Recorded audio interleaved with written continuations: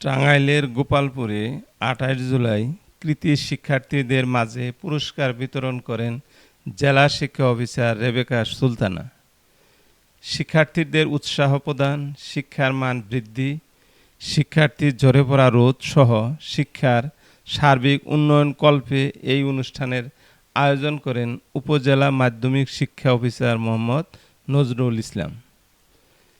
জেলা শিক্ষা officer Rebecca সুলতানার সভাপতিত্বে বিএমজিটিএ জেলা সভাপতি অধ্যাপক কে এম শামীম এর সঞ্চালনায় স্বাগত ভাষণ দেন উপজেলা মাধ্যমিক শিক্ষা অফিসার মোহাম্মদ নজরুল ইসলাম। বিভিন্ন শিক্ষা প্রতিষ্ঠানের প্রধান, বিশেষ অতিথি, সহকারী জেলা শিক্ষা অফিসার মোহাম্মদ আজহারুল ইসলাম, উপজেলা সহকারী কমিশনার ভূমি মোহাম্মদ সাইদুল ইসলাম, উপজেলা নির্বাহী অফিসার মোহাম্মদ তুহিন হোসেন বক্তব্য রাখেন। উপজেলা নির্বাহী অফিসার মোহাম্মদ তুহিন হোসেন বলেন, শিক্ষার গুণগত মান বৃদ্ধি, বাল্যবিবাহ রোধ করার জন্য প্রতিষ্ঠান প্রদান, শিক্ষক সহ সমাজের সর্বসাধারণকে নিয়ে প্রতিরোধ গড়ে তোলার আহ্বান জানান। জেলা শিক্ষা অফিসার রেবেকা সুলতানা বলেন, যে টাকা শিক্ষার্থীদের মাঝে বিতরণ করা হলো তা খুব কম, কিন্তু বন্ধুবান্ধব, আত্মীয় স্বজনকে দাওয়াত না খাওয়াইয়ে শিক্ষার্থীদের দুর্দিনের জন্য রেখে দেওয়ার জন্য বলেন বা পরামর্শ দেন।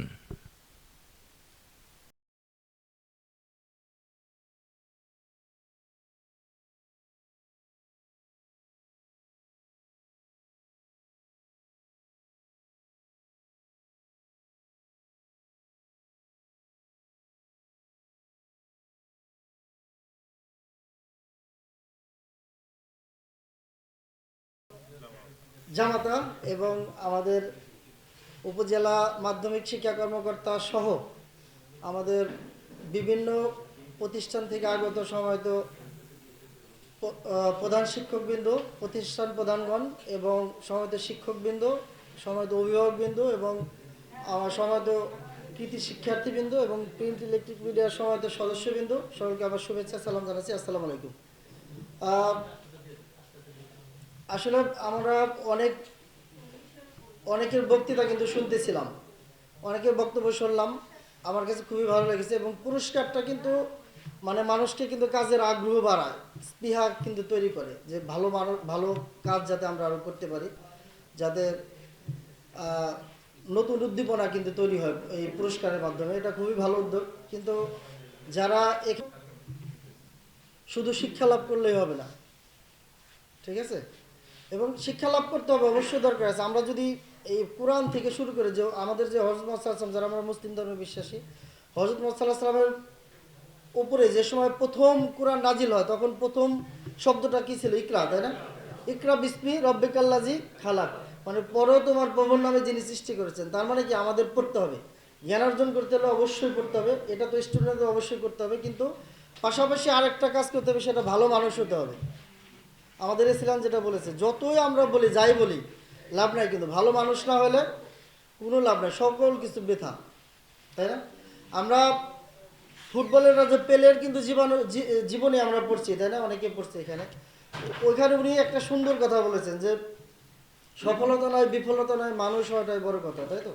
আর সবচেয়ে বড় কথা অন্যের অনুকরণ না করে জীবনে সফলতা অর্জন করা, অর্থাৎ মানুষ কিন্তু হতে হবে। এবং আমরা যদি কুসুম কুমারী দাসের যে সেই বিখ্যাত কবিতা যদি আমরা বলি যে আমাদের দেশে হবে সেই ছেলে কবে, কথায় না বড় হয়ে কাজে বড় হবে, মুখে হাসি বুকে বলতে যে ভরা মন, মানুষ হতেই হবে এই যার পণ।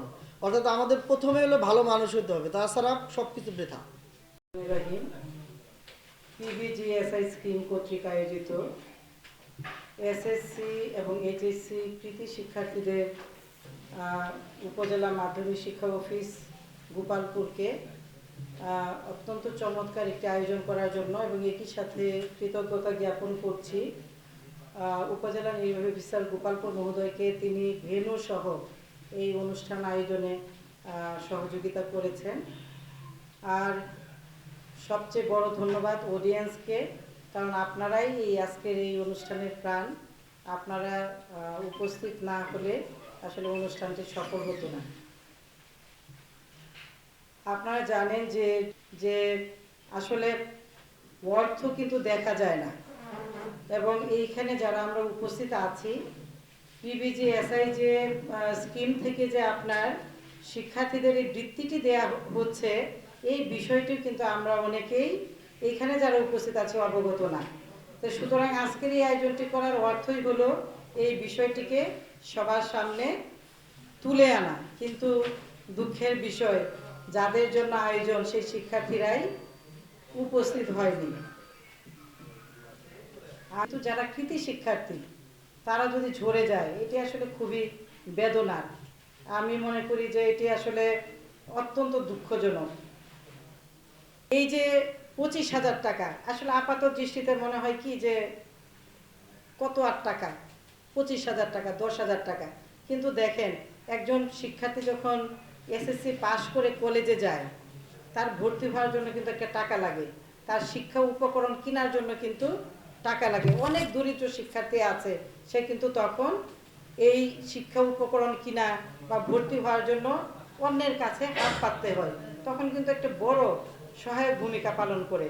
আবার আমরা দেখি যে ইন্টারমিডিয়েট পাশ করার পর সে যখন আপনার কোনো বিশ্ববিদ্যালয়ে ভর্তি হবে বা তার ইঞ্জিনিয়ারিং বা মেডিকেল যে জায়গায় ভর্তি হোক না কেন, তার কোচিং করার প্রয়োজন হয়, সে তখন কিন্তু এই টাকাটা দিয়ে তার সেই কোচিং করার জন্য সে ব্যয় করতে পারে। এবং আসলে এটাই সত্য যে এখন আমরা যেটি দেখি যে যে কোনো জায়গায় ভর্তি হওয়ার জন্য যদি কোচিং না করে, তাহলে সে কিন্তু কাঙ্ক্ষিত ফল করতে পারে না। তো এই জন্য একটি টাচ মোবাইল বা একটা স্মার্টফোন অথবা আত্মীয় স্বজন নিয়ে একটু আনন্দ করা, একটু হোটেলে গিয়ে ট্রিট দেয়া, যেটির প্রচলন আমরা এখন অনেক বেশি দেখি, এইভাবে যেন টাকাটা নষ্ট করা না হয়। অনেকেই বলে যে হ্যাঁ, বৃত্তি পাইলাম, এটা তো বাড়তি আসছে, ঠিক আছে আমি মিষ্টি আনি, একটু ভালো মন্দ বাজার করে রান্না বান্না করে আত্মীয় স্বজন দাওয়াত দিয়ে, দেখবেন যে একদিনেই 25,000-এর মধ্যে 15,000 খরচ। একেবারে আমি অনুরোধ করব, এগুলি কিন্তু নিদানকালে সহায়ক হয়, সম্পদ হিসাবে কাজে লাগে। আমিও কিন্তু অভিভাবক, 2 ছেলের মা। আমার 2 ছেলে বিভিন্ন পর্যায়ে 5 থেকে শুরু করে স্কলারশিপ পেয়েছে, নানান ইউনিভার্সিটি পর্যন্ত। আমি কিন্তু তাদের টাকা একটা টাকাও আপনার খরচ করি নাই। ওরা অনেক সময় বলতো যে আমার তো আছে, আমি বললাম না, যে এটা থাক, যখন সে কোনো ক্রাইসিসের সম্মুখীন হবে সেই মুহূর্তে কিন্তু এই টাকাটা অনেক বড় সহায়ক হিসাবে তার কাজে আসবে। পরে মাধ্যমিক ও উচ্চ শিক্ষা অধিদপ্তরের পিবিজিএসআই স্কিমের অর্থায়নে 38 জন কৃতি এসএসসি সমমানের শিক্ষার্থীদের 10,000, এইচএসসি সমমানের শিক্ষার্থীদের 25,000 টাকা ক্রেস্ট সনদ বিতরণ করেন। কৃতি শিক্ষার্থীদের এভাবে প্রতি বছর বৃত্তি দেওয়া হবে বলে মাধ্যমিক শিক্ষা অফিসার ও জেলা শিক্ষা অফিসার বলেন। গোপালপুর উপজেলা হলরুম থেকে মোহাম্মদ মোশাররফ হোসেন, দৈনিক গণমানুষের আওয়াজ।